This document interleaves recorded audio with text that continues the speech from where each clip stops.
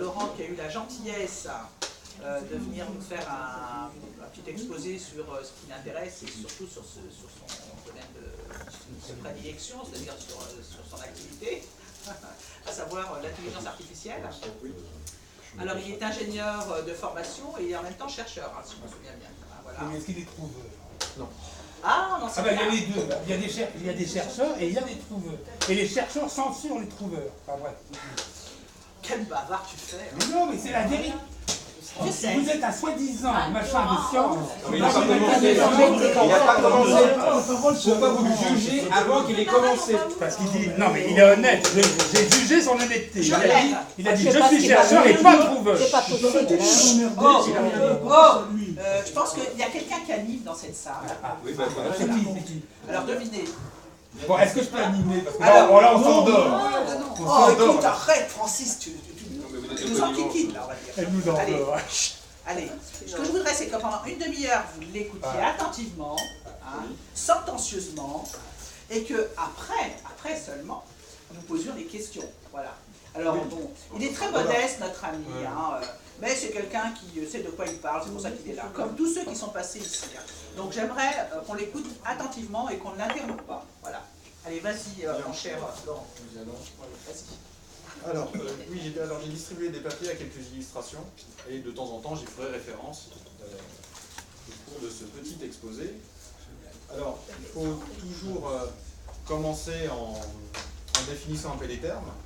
Donc, je vais me risquer à définir le terme d'intelligence déjà, j'espère que vous contesterez cette définition tout à l'heure.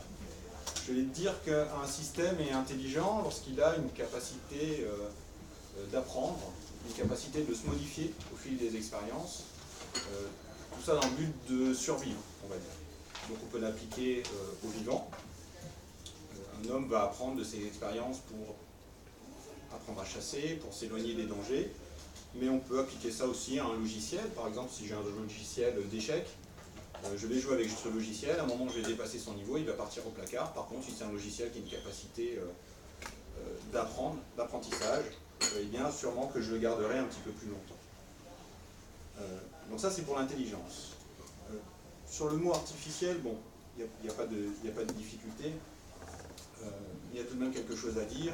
Donc artificiel, ce qui est reproduit par l'homme, on peut dire que ce café aura un goût de café artificiel s'il n'a pas été fait avec du vrai café. On a trouvé une molécule qui ressemble à peu près. Mais ce que l'on peut dire, c'est que s'il y a une erreur à ne pas faire en technique, c'est de ne pas copier bêtement, je veux dire, la nature.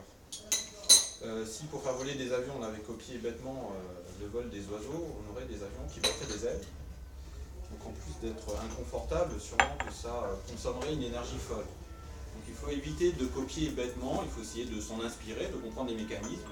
Par exemple, le mécanisme de l'aérodynamisme, de la portance. Et puis avec ça, on arrive à se débrouiller et à faire des machines volantes. Et il y a un dernier terme. Merci.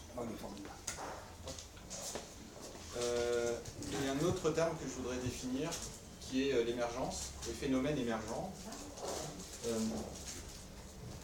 Tout système a un certain nombre de propriétés, mais certaines de ces propriétés sont qualifiées d'émergentes. Alors, on va dire qu'elles sont émergentes quand aucun des sous-systèmes qui composent ce système ne possède ces propriétés, mais une fois assemblées, une nouvelle propriété apparaît. Donc là, c'est le cas par exemple avec des réseaux de neurones, où chaque neurone individuellement, bien sûr, ne pense pas, mais lorsqu'on les assemble, dans une certaine configuration, ils vont donner à un cerveau une nouvelle propriété, la pensée, la raison ou autre. Alors dans la nature des systèmes intelligents, il y en a pas mal. Le plus remarquable probablement c'est le cerveau, pas forcément le cerveau humain, le simple cerveau d'une fourmi est déjà remarquable. Et si on regarde d'un peu plus près, on s'aperçoit qu'il est composé d'une cellule, enfin de cellules qu'on appelle des neurones. Alors j'ai mis un petit schéma en page 1. Je fais juste un tout petit détour par la biologie. Je suis pas du tout un expert en biologie. Je vais faire un petit détour par la biologie. En fait, ce que je voulais vous montrer avec ce schéma, c'est la simplicité d'un neurone. Un neurone ne fait pas grand-chose. Il reçoit des informations de différents autres neurones, informations qu'il va laisser passer plus ou moins. il va faire une espèce d'agrégat de ces informations et va renvoyer tout ça vers d'autres neurones. Donc il ne fait pas grand-chose. Et je voulais qu'on fasse un petit zoom sur les synapses, qui sont les interconnexions entre le neurone et ce qui transmet l'information. On a, alors le mot plasticité, vous l'avez sûrement entendu plus d'une fois. On parle de plasticité du cerveau, c'est-à-dire la capacité qu'a le cerveau à s'auto-modifier pour s'adapter à quelque chose. Et il y a aussi la plasticité synaptique. Alors, donc entre le neurone et ce qui transmet l'information, il y a un synapse. Et ce synapse laisse plus ou moins passer l'information. Mais il a une capacité à s'auto-modifier dans le temps, avec les expériences. Alors en fait, plus un signal passe par ce synapse, plus il va laisser passer le signal, moins la... Oui, pardon. Je disais féminin, synapse, à mon avis. Ah tiens, je ne sais pas. Je ne sais pas, une synapse. Et moins le signal passe, et plus donc la synapse, moins la synapse va laisser passer l'information. Un petit peu comme si on avait un tuyau et un robinet, plus il passe d'eau, plus le robinet va avoir tendance à s'ouvrir pour faciliter le passage de l'eau. Par contre, s'il passe peu d'eau, le robinet va avoir tendance à se fermer pour freiner le passage de l'eau. Donc voilà, un neurone, il n'y a rien de complexe dans un neurone. Mais pour faire émerger donc, une intelligence, si on regarde sur le tableau, alors, à partir de la page 2, il y a un tableau avec différentes espèces et le nombre de neurones. On voit qu'une simple fourmi a déjà 250 000 neurones. Donc il y a un nombre de neurones qui est très très très important. Alors il y a tout un tas d'espèces. J'ai pris ce tableau, je l'ai approché un peu bêtement dans Wikipédia. Je peux l'avouer, comme la plupart des illustrations d'ailleurs qui sont sur cette feuille. Et ça va jusqu'à l'homme qui a à peu près 86 milliards de neurones. Mais je pense qu'il y en a largement plus que lui, 257 milliards. Donc il y a des architectures extrêmement complexes.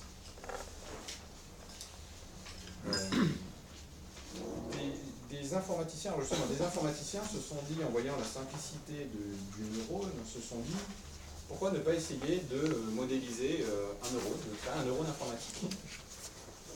Alors ce neurone informatique, il ressemble à celui qui est au bas de la page 6. Donc on a différentes sources d'informations qui arrivent sur le neurone, c'est ce qu'on a dit tout à l'heure, hein, un neurone reçoit des informations de N neurones en amont.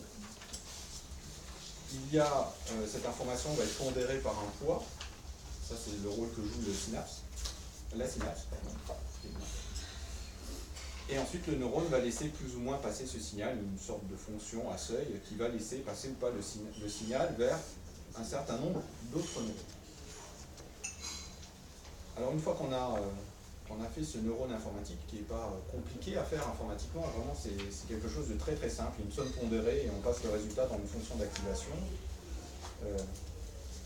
Une fois qu'on a fait ça, il ne suffit pas de mettre dans un programme des millions de neurones pour avoir une espèce d'Einstein qui va émerger et qui va... Évite ce nom-là, de copier. Non, il n'y a pas de copier. Il y a des gens qui transforment. Alors Einstein ou autre, peu importe, mais avoir une entité intelligente qui réponde à toutes nos questions. C'est pas aussi simple que ça. Il y a deux premiers grands problèmes qui sont apparus. Le premier problème, c'est savoir comment régler ces poids qui sont en entrée, qui vont justement pondérer l'information. Et des connexions interneuronales, il y en a des milliards de milliards de milliards de milliards. Donc comment régler tous ces poids? Et le deuxième grand problème, c'est quelle est l'architecture? Si on revient juste sur le tableau qui précise le nombre de neurones sur un certain nombre d'espèces, on voit que l'homme en a à peu près 86 milliards, un petit peu plus. Et on voit le nombre d'interconnexions. Et si on divise les deux nombres, on s'aperçoit qu'il y a, alors c'est une moyenne, hein, ça dépend des zones, ça dépend de tout un tas de choses, mais c'est une moyenne, il y a environ 1700 connexions par neurone. Donc je prends un neurone dans le cerveau humain, il y a en face de lui plus de 86 milliards de neurones, mais il va y avoir uniquement 1700 connexions en moyenne. Donc ça veut dire qu'il y a une architecture très précise. Et cette architecture, il faut la trouver. Et si on fait le calcul du nombre d'architectures, c'est encore un nombre absolument colossal. Donc question, quelle est l'architecture, la bonne architecture pour avoir un système qui fasse ce que l'on a envie qu'il fasse. Alors, pour ce qui est du réglage des poids, il y a un algorithme qui a été trouvé, on peut dire